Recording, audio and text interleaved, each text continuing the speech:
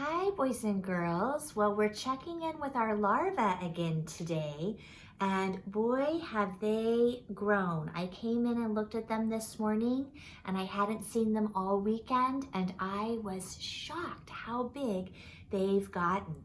Let's take a closer look.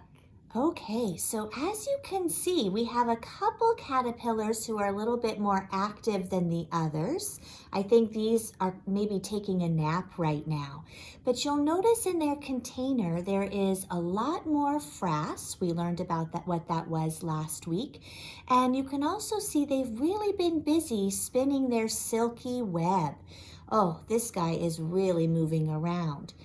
You'll also notice that there are some black fuzzy balls inside the container, and you might be wondering what that is. Well, let me tell you.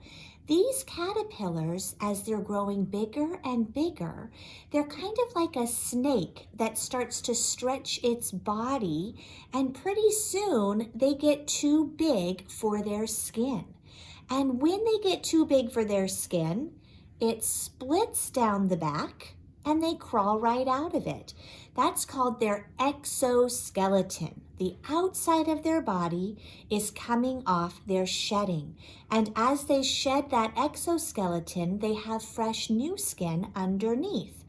And then they'll grow and grow, and when they get too big for their exoskeleton, they'll shed again. So since our larvae are getting a little bit bigger, I thought we should go over some of the body parts that are on a larva today, specifically the painted lady larva that we're learning about.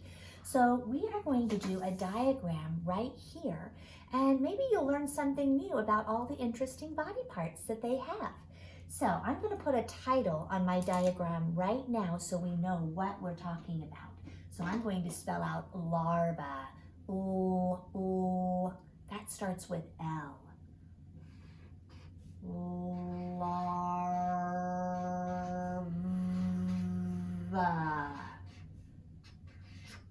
Larva. Okay. So we're going to start by drawing the caterpillar's body. So I'm going to start right back here. I'm going to start at the end, and I'm going to start drawing this out. Caterpillars kind of have a rounded body.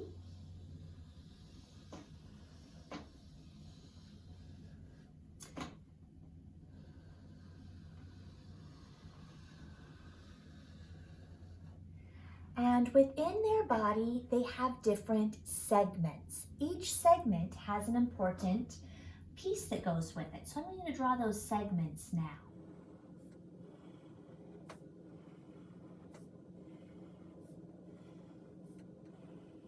And one thing I know you guys know about is, of course, the larvae have a head. So let me put his head in the picture.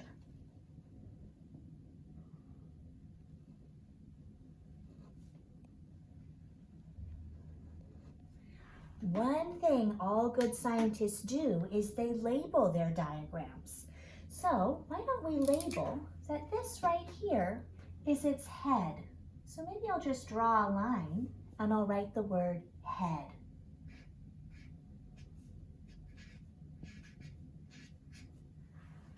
On his head, they're too small to even see, are his eyes. So let's label the word eyes, and we'll draw another little label.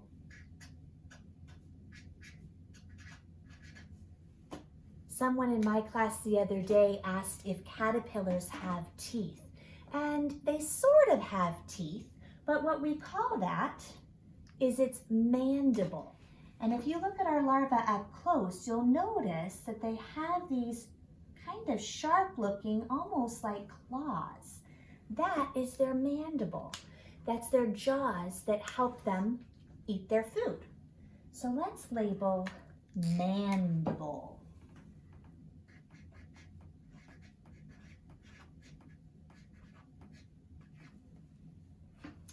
And all of that silky web that they spin, I bet you know that spiders spin their web from the back of their body. Larvae spin their web from the front. So right in between the bottom of their head, in between their mandible, are their spinnerets. So I'm going to draw their spinnerets right now. Just like that. It all of a sudden looks like they have a pretty some sharp things going on at the front of their head there. So we're going to label spinneret.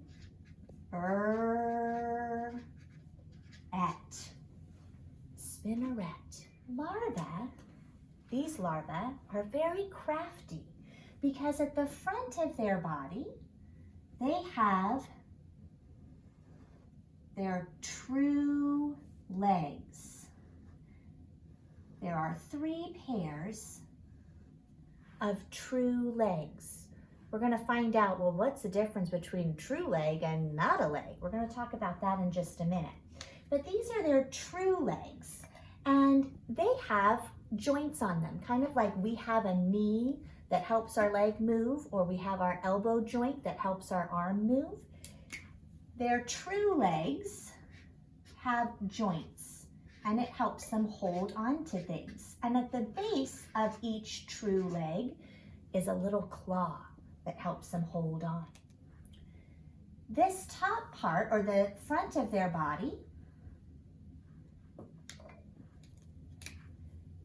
up here, the first 3 segments, is their thorax. Thorax. And that's where their true legs are. And that's at the front of their body, right behind their head. The back part of their body, the next segments, that is their abdomen. We have an abdomen too. It's our tummy. So this is their abdomen. We talked about their true legs. Look at these back here. They also have 1, 2, 3, 4, 5 prolegs. 5 sets of prolegs. Now these prolegs, they don't have joints like their true legs do. But the prolegs are super important. Do you know what they help them do? Helps them climb up vertical surfaces. Vertical means up and down, straight up. So when we see our larvae climbing on the jar, they are using their prolegs to help them hold on. The next part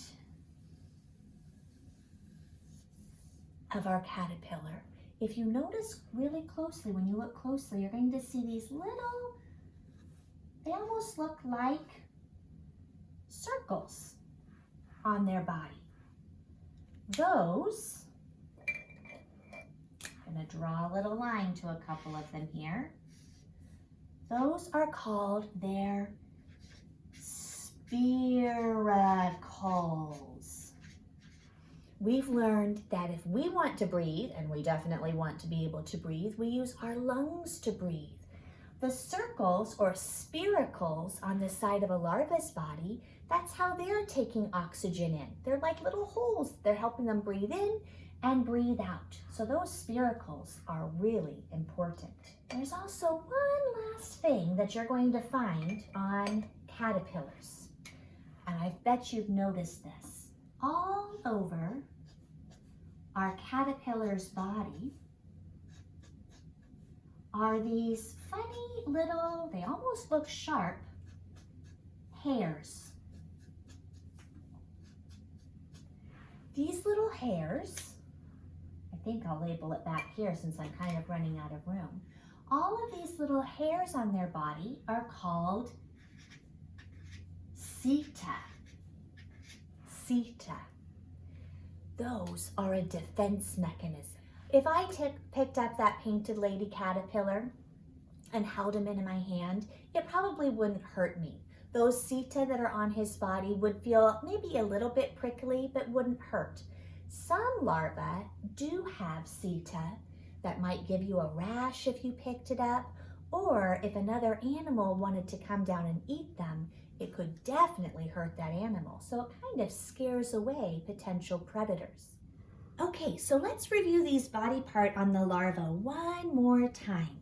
At the front of his body is his head and his eyes, or if you want to be really fancy, ocelli or ocellus. That's Latin for eyes.